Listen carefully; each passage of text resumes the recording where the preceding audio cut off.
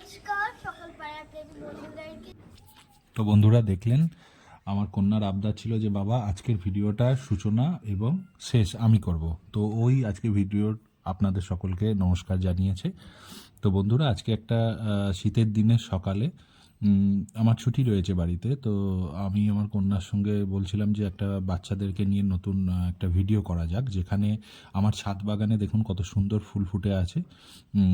বিভিন্ন ধরনের ফুল এবং শীতকালের দিকে খুব সুন্দর সুন্দর ফুল ফোটে রং বেরঙের। তো দেখুন বন্ধুরা, আপনারা স্ক্রিনে দেখতে পাচ্ছেন একটা হেভি বুটের বোম্বাই লোটনের বাচ্চা, একদম ছোট বাচ্চা। এরা এখনও কোনো বাচ্চাই খেতে শিখিনি।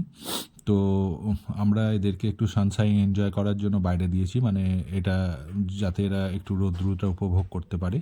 তো যদিও একটু শীতকালের দিনে রৌদ্রটা খুব সুন্দরভাবে বা অত জোরালোভাবে পড়ে না, তবুও যেটুখানি পড়ে এদের শরীরের পক্ষে খুবই উপযোগী। এতে এদের হাড় শক্ত হয় এবং আপনারা জানেন direct Sunshine vitamin D consume করতে সাহায্য করে বডিতে। তো ওটা খুবই এফেক্টিভ হয়। তো দেখতে থাকুন বন্ধুরা। এখানে কিছু এখানে যে কটা আপনারা বাচ্চা দেখতে পাচ্ছেন এগুলো সবই লোটন, কেননা আমার বাড়িতে লোটনই আমি রাখি। এবং দেখুন আমার গোলাপগুলো কত সুন্দরভাবে রয়েছে। খুব সুন্দর রং বেরঙের গোলাপ আপনাদের জন্য। ফুলের শুভেচ্ছা, গোলাপের শুভেচ্ছা সকল বন্ধুদেরকে। দেখুন গোলাপি গোলাপ ফুটে রয়েছে গাছে এবং খুব পছন্দের এগুলো আমার। দেখুন হলুদ গোলাপও আপনারা দেখতে পাচ্ছেন। এগুলো আমার খুব শখের।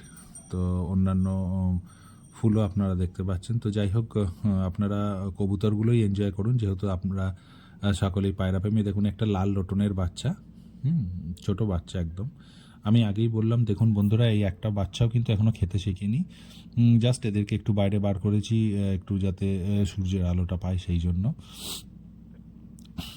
তো শীতকালের দিনে যেহেতু খুবই গুরুত্বপূর্ণ, চেষ্টা করি পায়রাদেরকে পরিষ্কার পরিচ্ছন্ন রাখতে।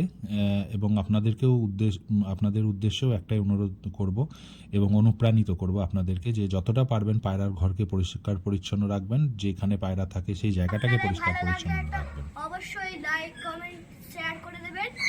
আর যদি আপনাদের পায়রাগুলো ভালো লাগে তাহলে লাইক আর সাবস্ক্রাইব করে দেবেন, শেয়ার করে দেবেন। নমস্কার।